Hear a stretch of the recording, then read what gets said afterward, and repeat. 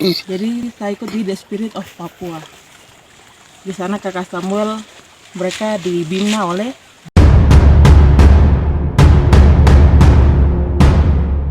Majen TNI Izak Pangemanan, Panglima Kodam 17 Cendrawasih mengungkapkan bahwa aktivis perempuan Michelle Kurisi Doga termonitor sedang melakukan pendataan terhadap pengungsi Nduga sebelum dirinya tewas dibunuh kelompok kriminal bersenjata.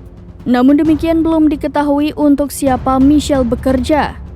Majen TNI Izak Pangemanan sangat menyayangkan KKB membunuh seorang aktivis kemanusiaan yang peduli pada pengungsi.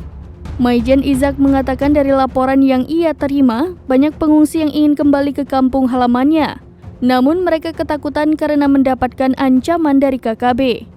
Sebelumnya aktivis perempuan Papua Michelle Kurisi ditemukan dalam kondisi meninggal dunia di distrik Kolawa, Kabupaten Leni Jaya, Papua Pegunungan pada Kamis 31 Agustus 2023.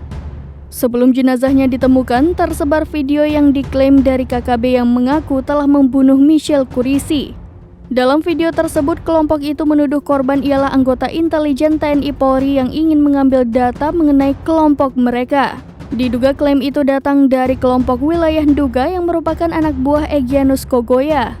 Wakil Kepala Kepolisian Papua Brigjen Ramdhani Hidayat mengumumkan telah menemukan jenazah aktivis Michelle Kurisi di distrik Kolawa, Kabupaten Leni Jaya. Dandim 1702 Jayawijaya, Letkol CPN Athenius Murib mengatakan bahwa korban adalah aktivis sosial yang banyak dikenal oleh warga Papua.